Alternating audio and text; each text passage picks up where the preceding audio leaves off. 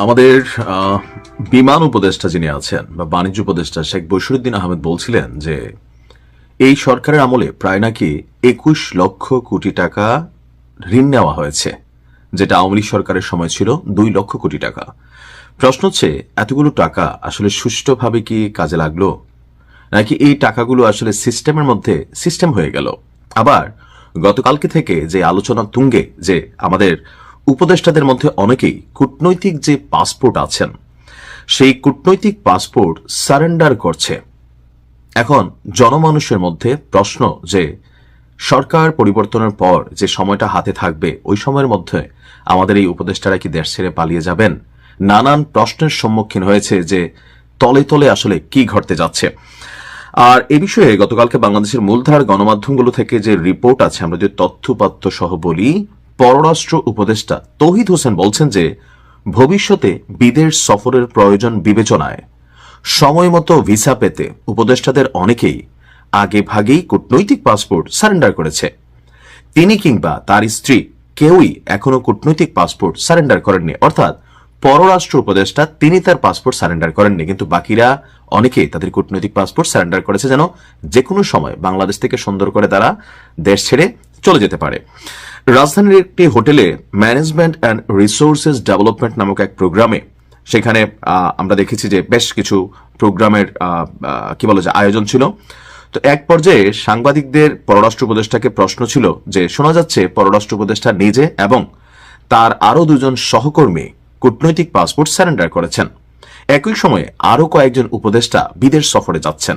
এখন এই যে বিদেশ সফর বা এই যে দেশ ছেড়ে যাওয়ার চিন্তা নির্বাচনী ট্রানজ্যাকশন পিরিয়ডে, সেটা আসলে কতটুকু যৌক্তিক? তো পররাষ্ট্র উপদেষ্টা বলছেন যে এখানেই মিস ইনফরমেশন চলে আসে। আমি বা আমার স্ত্রী কেউই আমরা কূটনৈতিক পাসপোর্ট সারেন্ডার করিনি। আমার পাসপোর্ট তিনি বলছেন যে এখনো আমার কাছে আছে এবং যথারীতি বহাল আছে।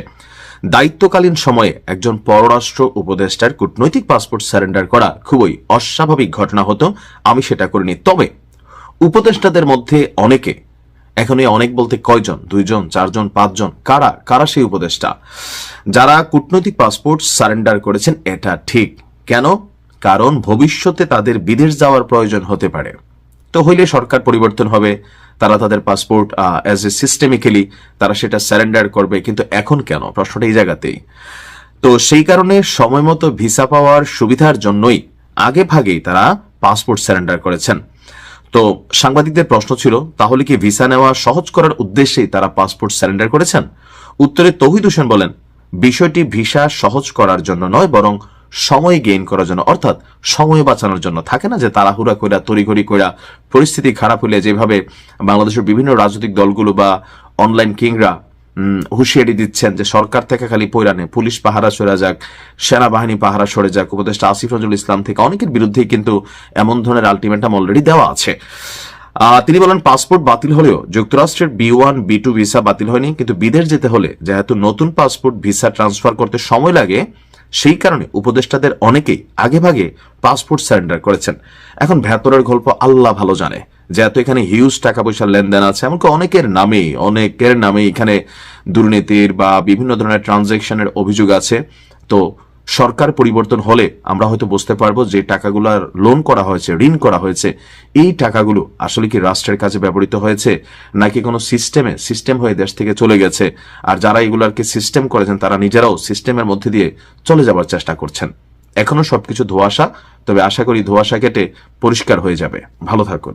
নির্বাচনী প্রচারে সারা দেশ চষে বেড়াচ্ছেন তারেক রহমান। যেখানেই যাচ্ছেন সেখানেই পাচ্ছেন বিপুল সাড়া। দেশের প্রশাসন থেকে শুরু করে সাধারণ মানুষের হাবভাবেও ফুটে উঠছে তারেক রহমানকেই দেখা যাচ্ছে প্রধানমন্ত্রী হিসেবে। সেই চিত্র উঠে এসেছে সাম্প্রতিক জরিপেও। ইনোভেশন কনসাল্টিং এর জরিপ বলছে, দেশের মানুষের বড় একটি অংশ মনে করছেন বিএনপির চেয়ারম্যানের চেয়ারে বসাটা এখন সময়ের ব্যাপার মাত্র। বুলেটপ্রুফ গাড়ি থেকে হেলিকপ্টার, সব মাধ্যমেই নির্বাচনী প্রচার চালাচ্ছেন তারেক রহমান। দক্ষ পিআর টিম মুখিয়ে আছে সময়ের সর্বোচ্চ সদ্ব্যবহারে। কোন সুযোগই চুল পরিমাণও ছাড়ছেন না তারা। এরই মধ্যে আকাশের চাঁদ হয়ে ধরা দিয়েছে নারীদের নিয়ে জামায়াত আমিরের এক্স স্ট্যাটাস। জামায়াত যদিও বলছে হ্যাক হয়েছিল আমিরের এক্স, কিন্তু বিএনপি এর চূড়ান্ত সুযোগ নিতে ছাড়েনি। ফলে এই মুহূর্তে প্রচারণার দৌড়ে এগিয়ে গেছে বিএনপি। জরিপও কথা বলছে একই টোনে। রাজনীতির মাঠে হাওয়া বদলাতে সময় লাগে না, আর বাংলাদেশের প্রেক্ষাপটে তো আরো সত্য। ক্যালেন্ডারের পাতায় আজ ৩রা ফেব্রুয়ারি ২০২৬। জাতীয় সংসদ নির্বাচনের আর মাত্র দিন ৮ বাকি। মাঠে চলছে বল দখলের চূড়ান্ত লড়াইয়ের মধ্যেই দিন কয়েক আগে ইনোভেশন কনসাল্টিং এর পিপলস ইলেকশন পালস সার্ভে যেন বোমা ফাটালো। জরিপের ফলাফল বলছে দেশের ৪৭.৬% মানুষ মনে করছেন তারেক রহমানই হতে যাচ্ছেন দেশের ১১তম প্রধানমন্ত্রী। রাজধানীর কারওয়ান বাজারে বিডিবিএল ভবনে যখন এই জরিপের ফলাফল প্রকাশ করা হচ্ছিল, তখন বাইরের রাজনৈতিক উত্তাপের সঙ্গে ভেতরের তথ্যের উত্তাপ মিলেমিশে একাকার। নির্বাচন যত ঘনিয়ে আসছে, বিএনপির সমর্থন যে জ্যামিতিক হারে বাড়ছে তা আর বলার অপেক্ষা রাখে না।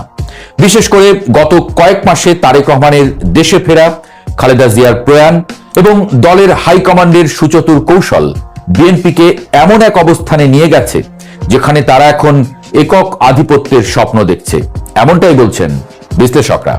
অথচ রাজনীতির দাবা খেলায় সব গুটি কিন্তু বিএনপির পক্ষে ছিল না। খুব বেশি দিন আগের কথা নয়, যখন মাঠের সমীকরণ ছিল সম্পূর্ণ ভিন্ন। কিছুদিন আগের এক জরিপে দেখা গিয়েছিল জামায়াতে ইসলামী এবং জাতীয় নাগরিক পার্টি জোটবদ্ধ হয়ে জনপ্রিয়তার দৌড়ে বেশ কিছুটা এগিয়ে গিয়েছিল। তরুণ ভোটার এবং ধর্মপ্রাণ জনগোষ্ঠীর একটি বড় অংশ এই নতুন জোটের দিকে ঝুঁকেছিল।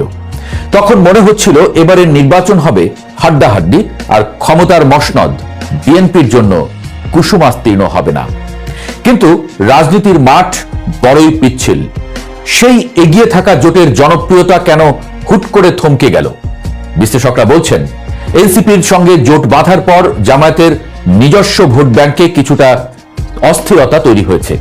এছাড়া নারী নেতৃত্ব এবং কর্মসংস্থান নিয়ে জামায়াত আমিরের কথিত এক্স স্ট্যাটাস, যা পরে হ্যাকড হয়েছে বলে দাবি করা হয়, তা নিয়ে বিএনপির সাইবার উইং এবং পিআর টিম যে ঝড় তুলেছে, তাতে জনমতের পাল্লা বিএনপির দিকে হেলে পড়েছে বলে মনে হয়। এই একই ঘটনাতেই দোদুল্যমান মধ্যবিত্ত ভোটাররা যারা জামায়াত এনসিপি জোটের দিকে ঝুঁকেছিলেন, তারা আবার ইউটার্ন নিয়ে বিএনপির পতাকা তলে ফিরেছেন, এমনটা আভাস পাওয়া যায়। ইনোভেশন কনসাল্টিং এর জরিপের গভীরে গেলে দেখা যায় বিএনপির এই উত্থানের পেছনে সবচেয়ে বড় অনুঘটক হিসেবে কাজ করেছে সিদ্ধান্তহীন ভোটারদের মন পরিবর্তন। জরিপ বলছে তারেক রহমানের প্রধানমন্ত্রী হওয়ার পক্ষে রায় দিয়েছেন ৪৭% বেশি মানুষ। অন্যদিকে জামায়াত ইসলামীর আমির ডাক্তার শফিকুর রহমানকে প্রধানমন্ত্রী হিসেবে দেখতে চান ২২.৫% মানুষ। এই ব্যবধানটা বিশাল। আর কৌতূহলোদ্দীপক বিষয় হলো, ছাত্র জনতার অভ্যুত্থানের অন্যতম মুখ নাহিদ ইসলামকে ভবিষ্যৎ প্রধানমন্ত্রী হিসেবে দেখছেন মাত্র ২.৭% মানুষ। আর ২২.২% মানুষ এখনো জানেন না কে হবেন প্রধানমন্ত্রী। তবে জরিপ পরিচালনাকারী প্রতিষ্ঠানের ব্যবস্থাপনা পরিচালক রুবাইয়াত সারওয়ারের বক্তব্যে উঠে এসেছে এক চমকপ্রদ তথ্য। আগের রাউন্ডগুলোতে যারা জামায়াত বা এনসিপির পক্ষে ছিলেন, তাদের একটি উল্লেখযোগ্য অংশ এখন বিএনপির দিকে শিফট করেছেন। অর্থাৎ জোটের রাজনীতি জামায়াতের জন্য যতটা না সুফল বয়ে এনেছে, তার চেয়ে বেশি ভোট ট্রান্সফার করেছে বিএনপির বাক্সে। মাঠের রাজনীতির সবচেয়ে বড় প্রশ্ন ছিল আওয়ামী লীগের ভোট কোথায় যাবে। জুলাই অভ্যুত্থানে ক্ষমতাচ্যুত এবং বর্তমানে নির্বাচন ও নিবন্ধন স্থগিত থাকা আওয়ামী লীগের সমর্থকরা এখন রাজনৈতিক এতিম। কিন্তু ভোট তো আর উধাও হয়ে যায় না। পেপসের জরিপ বলছে এক সময়ের কট্টর আওয়ামী লীগ সমর্থক বা ভোটারদের প্রায় ৩২.৯% এখন বিএনপিকে ভোট দেওয়ার কথা ভাবছেন। এটা রাজনীতিতে এক বড় ধরনের প্যারাডাইম শিফট। এক সময়ের সাপে নেউলে সম্পর্ক থাকা দুই দলের কর্মী সমর্থকদের এই মেরুকরণ বিস্ময়কর। অন্যদিকে মাত্র ১৩.২% আওয়ামী লীগ ভোটার জামায়াতকে বেছে নিতে পারেন বলে জানিয়েছেন, আর ৪১.৩% এখনো সিদ্ধান্তহীনতায় ভুগছেন। এই সাইলেন্ট ভোটার বা সিদ্ধান্তহীনরাই নির্বাচনের দিন শেষ ট্রাম্প কার্ড হতে পারেন। তবে বিশ্লেষকরা মনে করছেন, জামায়াত ভীতি এবং ধর্মনিরপেক্ষতার প্রশ্নে আওয়ামী লীগের তৃণমূলের একটি বড় অংশ কৌশলগত কারণেই বিএনপির ধানের শীষে সিল মারাটাকে মন্দের ভালো হিসেবে বেছে নিতে পারেন। তারেক রহমানের ক্যাম্পেইন স্ট্র্যাটেজি নিয়েও কথা বলতে হয়। তিনি যেভাবে নির্বাচনী প্রচারণা চালাচ্ছেন তা রীতিমতো কর্পোরেট লেভেলের পেশাদারিত্বের ছাপ রাখছে। বুলেট প্রুফ গাড়ি আর হেলিকপ্টারে চড়ে তিনি টেকনাফ থেকে তেঁতুলিয়া চষে বেড়াচ্ছেন। তার প্রতিটি জনসভা জনসমুদ্রে পরিণত হচ্ছে। বিএনপির পিআর টিম প্রতিটি মুহূর্তকে কাজে লাগাচ্ছেন। প্রতিপক্ষ যখনই কোনো ভুল করছে, বিএনপি সেটাকে লুফে নিচ্ছে। জামায়াত আমিরের এই বিতর্কিত টুইট বা স্ট্যাটাস ইস্যুটিকে তারা যেভাবে নারীদের সেন্টিমেন্টের সঙ্গে জুড়ে দিয়ে ক্যাম্পেইন চালিয়েছে তা ছিল মাস্টার স্ট্রোক। এর ফলে শহুরে শিক্ষিত নারী ভোটার এবং প্রগতিশীল অংশের ভোট যা জামায়াতের দিকে যাওয়ার সম্ভাবনা ছিল তা পুরোপুরি বিএনপির দিকে ঘুরে গেছে। জরিপেও দেখা যাচ্ছে এলাকা ভিত্তিক সম্ভাব্য বিজয়ের প্রশ্নে 52.9% উত্তরদাতা মনে করেন তাদের এলাকায় বিএনপি প্রার্থী জিতবে। রাউন্ড 2 এর তুলনায় এই হার 7.5% বেড়েছে, যা প্রমাণ করে নির্বাচনের ঠিক আগ মুহূর্তে বিএনপি কতটা অপ্রতিরোধ্য গতিতে এগিয়ে যাচ্ছে। আগামী 12 ফেব্রুয়ারি অনুষ্ঠেয় ত্রয়োদশ জাতীয় সংসদ নির্বাচনের ব্যালট পেপারে শুধু এমপি নির্বাচনই হবে না, হবে সংবিধান সংস্কারের গণভোটও। জুলাই সনদের আলোকে সংবিধানের আমূল পরিবর্তনের এই উদ্যোগে জনগণের সাড়া কেমন? জরিপ বলছে উত্তরদাতাদের প্রায় 60% গণভোটে হ্যাঁ জয়যুক্ত হওয়ার পক্ষে মত দিয়েছেন। 22% মানুষ এ বিষয়ে এখনো অন্ধকারে বা জানেন না। এই গণভোটের বিষয়টিও নির্বাচনের মোড় ঘোরানোর একটি অনুষঙ্গ। বিএনপি তাদের ইশতেহারে রাষ্ট্র সংস্কারের যে 31 দফা দিয়েছিল তার সঙ্গে জুলাই সনদের অনেক মিল থাকায় সংস্কারকামী তরুণদের ভোটও বিএনপির দিকে ঝুঁকছে।